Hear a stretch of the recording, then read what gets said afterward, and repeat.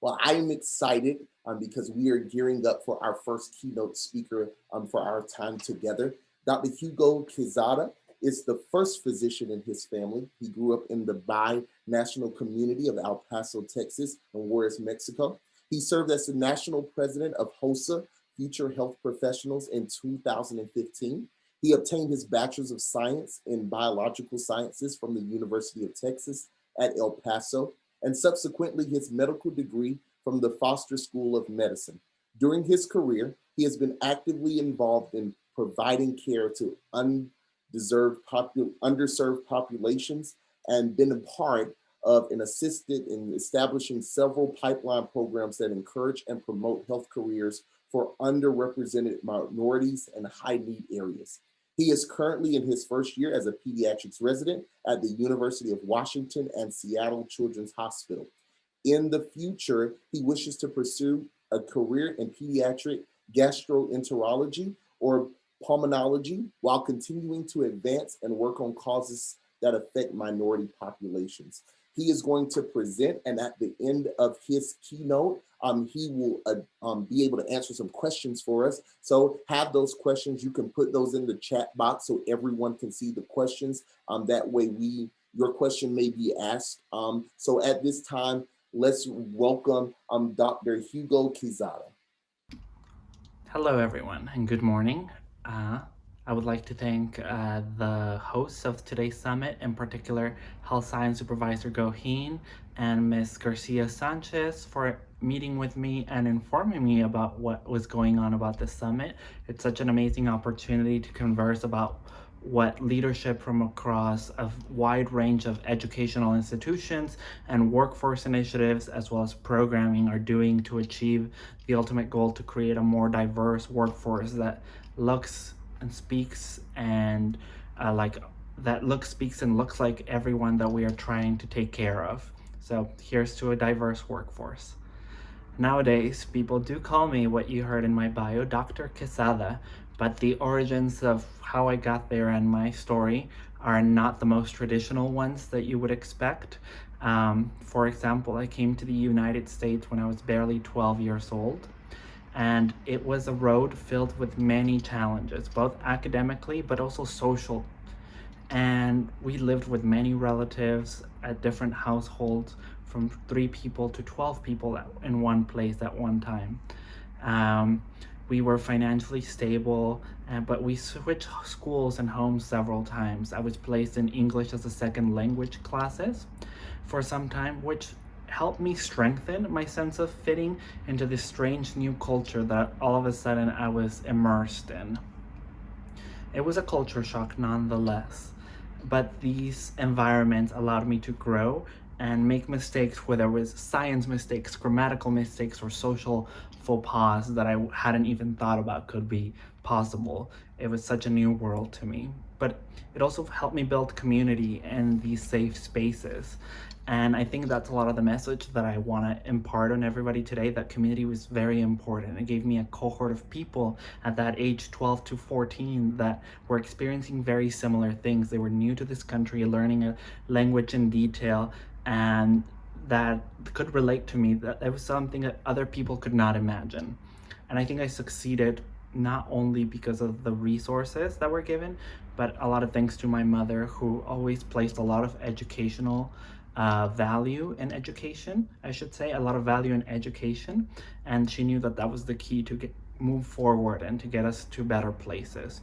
But also remember the educators that were there and believed in me as early as those stages.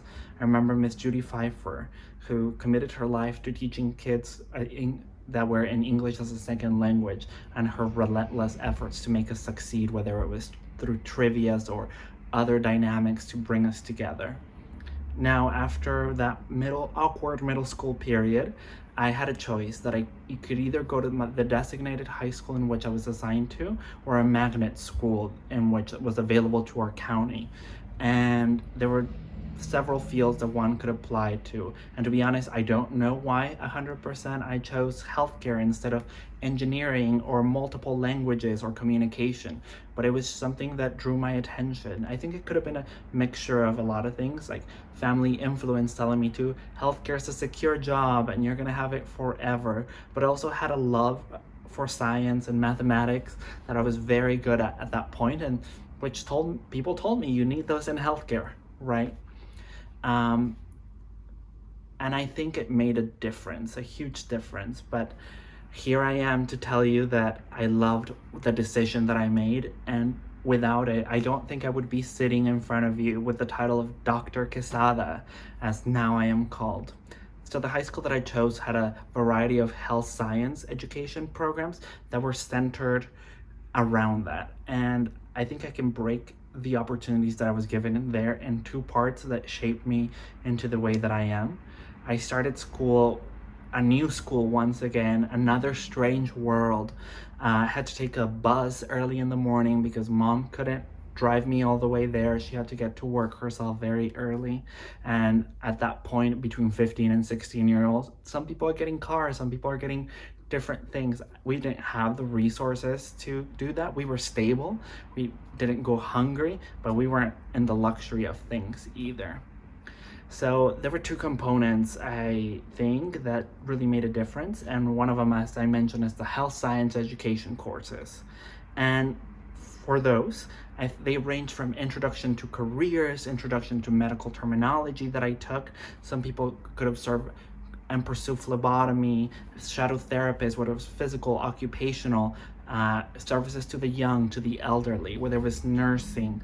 And our curriculum culminated to trying to get people to a technical job, or either if it was not offered there, for you to pursue it and get you and connect you there.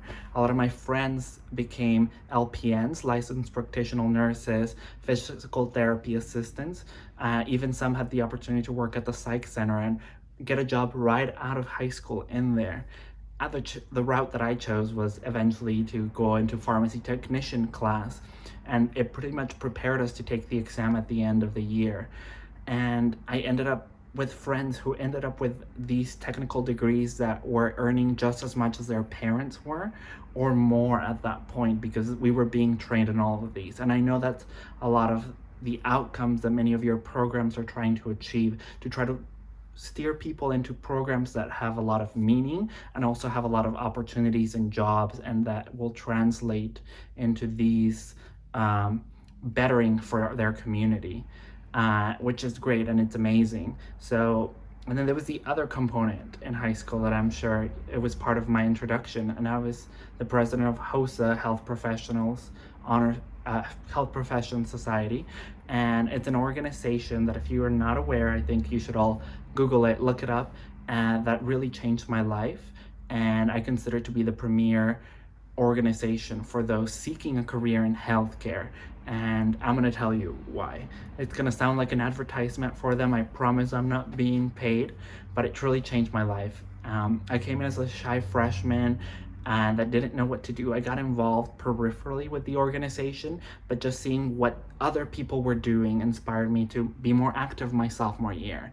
And it gave me opportunity to grow in my confidence, to gain experience, something to put on my resume as leadership, because I ran for office and I won, and I got to do different fundraisers and drives, and it was just surrounding me with a lot of different people, as well as critical thinking that had to go into it.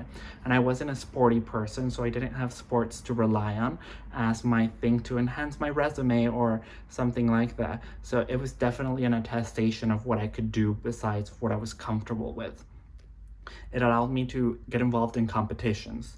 And the competition that I did wasn't particularly different or anything that I hadn't done. It was about reading a book, understanding what the principles of healthcare, and then taking a test.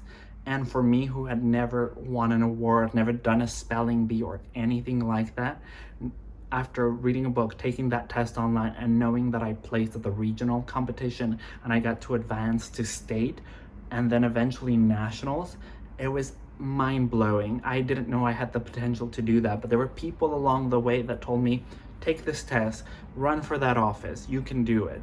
And it really kept me in my path, and it opened a lot of opportunities. Why? Because I got to go to these conferences that I might have never even heard of or been involved in. I got to see speakers that were motivational, that were trying to tell me that I could do it. I got to see people from industry that were saying that there were jobs and opportunities for you to do this, that you could change other people's lives. So all these people were encouraging me, even though I have self-doubt within. So, and then I go back to the importance of community. HOSA gave me a community. Was able to change the friendships that I had. I wasn't perhaps hanging out with the best people at that point. And after HOSA, and my involvement I grew and became part of this community that had goals, had ambitions. They wanted to do big things. And I think that kept inspiring me. If they can do it, if they have these goals, why can't I? And I think it was definitely a changing moment in my life that just gathered me around people that knew what they wanted to do, or they had other role models that I was introduced to that just made it very different. And these people had very different goals and dreams than my own.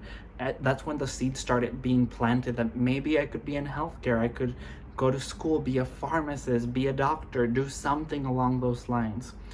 But it also led me to remember that there's a phrase in Spanish, and it says, dime con quién te juntas y te diré quién eres.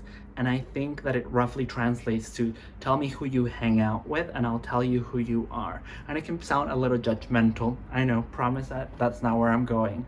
But the people that I surrounded myself with, a lot of them, we played off each other for energy, for enthusiasm, for competitiveness, for leadership opportunities, and it just drove us to be better, more ambitious people than where we started. And I talk about community and my peers, but also the people that were looking from above. And those were our HOSA advisors, which were teachers, professionals that had been on the field. And now we're motivating students to telling you, like, you have what it takes. I've known people, I've seen people do it. And if you can do it, and I know you can do it because I've seen somebody else do it. You don't know them, but I know, and I can connect you there. So it was mostly women in that field in that time, and I thank them every day for motivating me and encouraging me, because without them, I don't think I'd be standing in front of you with the title that I have and the amazing responsibilities that I do.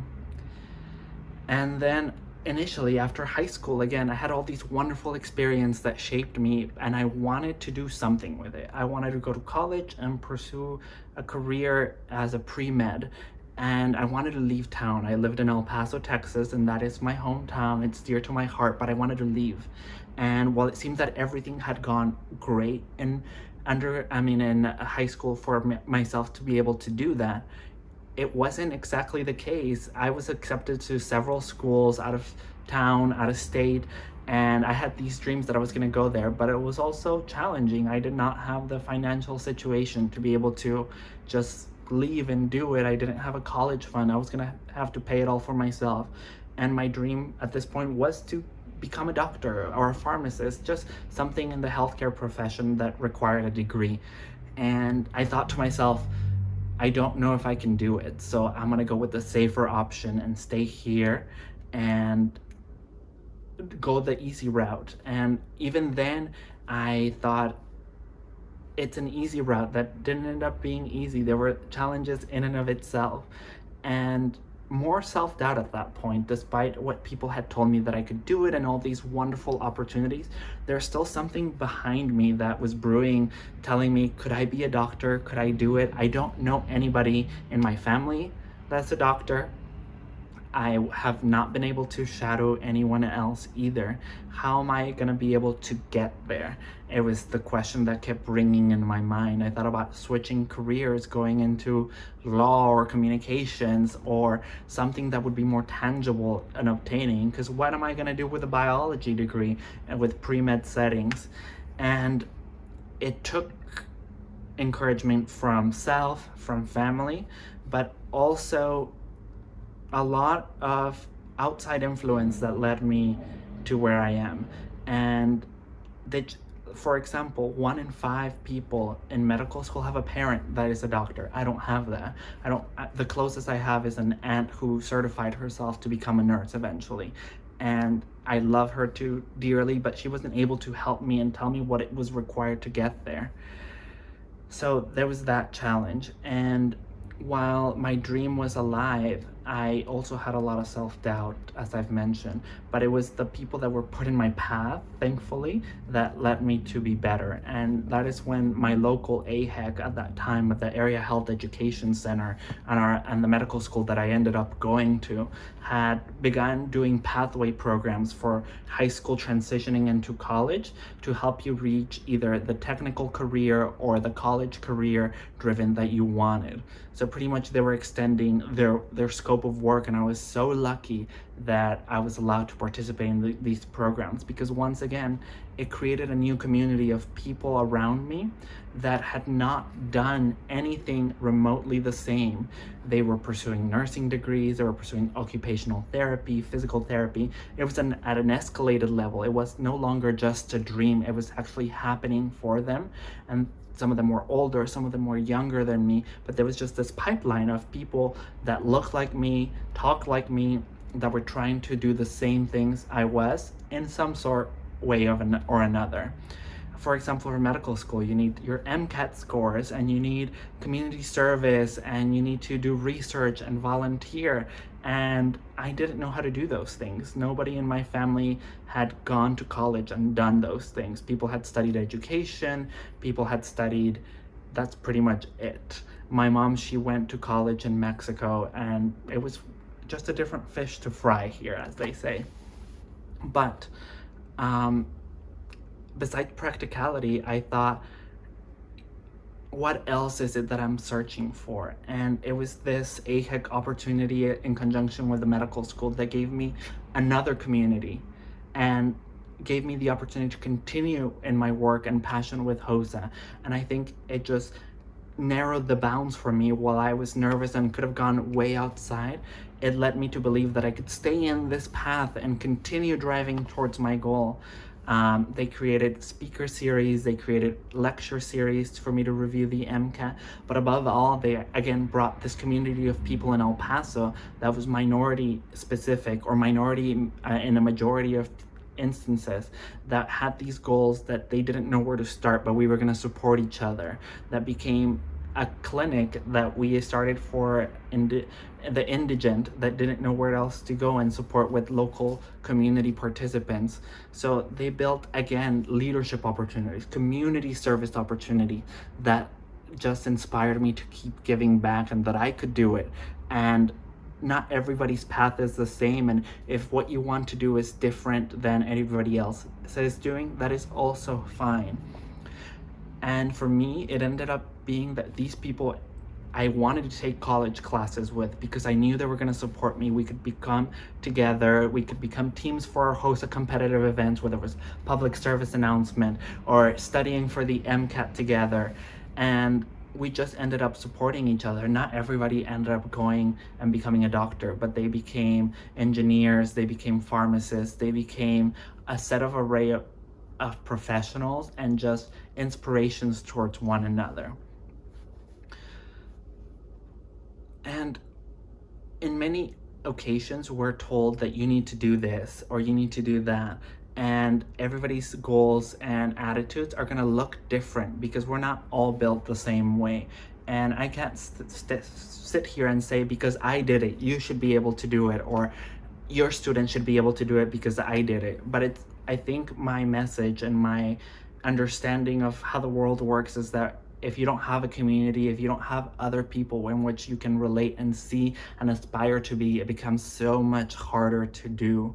Nobody guided 100% of the way, but there were resources and there were people encouraging you that I don't know how to get you there, but I will find other people that understand this. And I hope that I will pay it forward and pay it back to the community and to the people that have inspired me and helped me get to this point, because it's so important.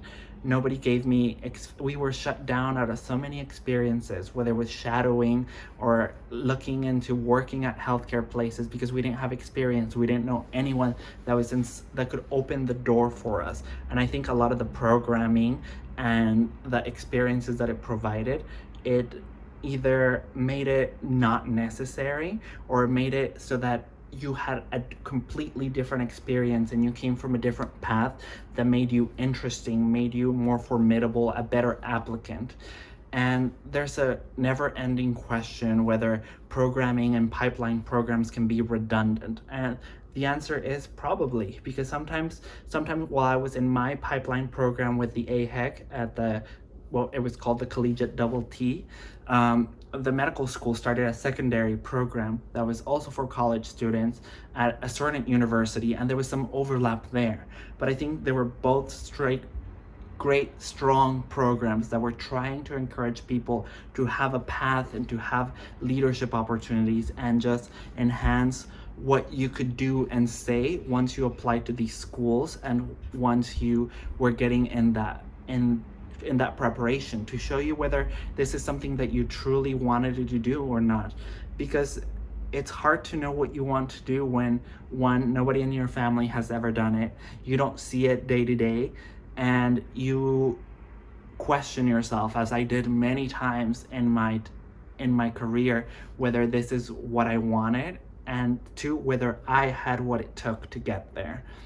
So if you have students, if you have people asking you, how do you get to a career, to a point that you haven't experienced yourself? One, I think a lot of motivation helps, telling them that they can do it and to highlight the aspects of why you think they can do it, whether it's communication skills, whether it's leadership, whether it's their love to help other people, I think goes a long way. And second, try to reach out to people that can connect them and get them the resources. And if you're building a new program or you're doing something different, look at what people look like that they want to serve and what they want to do. For example, in my own experience in medical school, it's a very Caucasian dominated field, and it has for many times and many years, and it's getting better. More and more, we have more Hispanics, African Americans, and other ethnicities that are trying to come into this profession, and it's becoming more accessible and available. But it also has its burdens and its hurdles, whether it's student debt or something else. So we need to be honest with what we present the options to our students and to these career paths, but also telling them that it is a possibility, that it is an option, and to show them who has done it and how they did it. It's very different to show them somebody that's been privileged, they might be an underrepresented minority, but they came from a privileged background, and how will they be able to relate it to their own life and experiences, rather than somebody who might have gone through similar things as they have. Maybe their family sounds and looks the same, or it's different in little aspects, but we all get to live our own different experiences and see what is to come and flourish from them. I think we ought to continue to be loud and celebrate the big wins and the little wins, whether it's passing a test or whether it's entering a new field and a new career.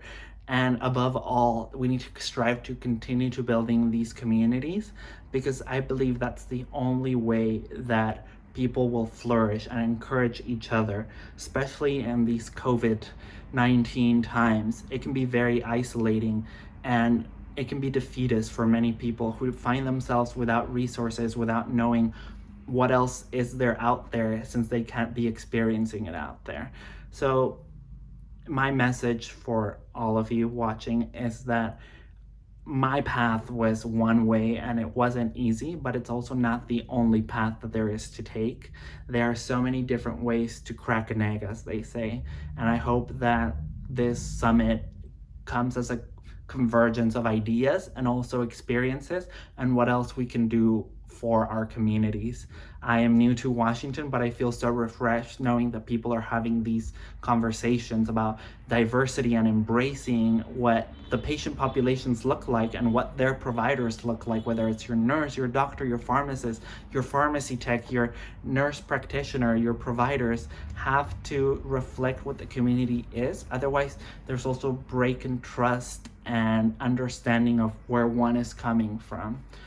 So I hope that a bit of my story as well as my experiences lead you to know that these pipeline programs really truly can work, and they don't all have to lead to college degrees and experiences such as mine, but the communities in which you take these students and send them into are so important as to what their outcomes are going to be. So from the bottom of my heart, thank you so much for all the work you do, because it, in the end, it'll affect me, and because I'm gonna need healthcare one day. And if I stay here in Washington, it's gonna be from the people that you're trying to educate and foster. And I think we are all in a great era to be in healthcare. It's so inspiring. So I want to thank everybody so much for inviting me and making me part of this conversation. I also want to share an email in case you have feedback or questions or just want to talk some more, and feel free to double email me. As you may know, healthcare can be very demanding, and as a resident here at the University of Washington and Seattle Children's in pediatrics, I can have long hours, but I'm very interested in knowing and being part of the conversation. Because I think healthcare is worth it, and I think the people that you're trying to help get these opportunities are worth it. My email is hdquezada08@gmail.com. That is hdquezada08@gmail.com. And if you have students or people that want to be involved in healthcare and they have similar questions as I did, or they have similar doubts, you can send them my way. Do warn them, I might take a day or two to reply, but I would love to be of assistance and help. And I think the report in which I was reading of our following speaker and the disparities between what we see in our doctors and our providers here in the state of Washington, what the population looks like differently across the state, I think we can change that little by little. It's not an overnight thing. It's probably not a 10-year goal, but it has to be a goal that we continue to work on. So thank you very much from the bottom of my heart for inviting me. I want to be part of these conversations at any time. So thank you very much. I really appreciate the work, enthusiasm, and the efforts that led to this summit, and may we keep rejoining and interacting with one another. Thank you very much.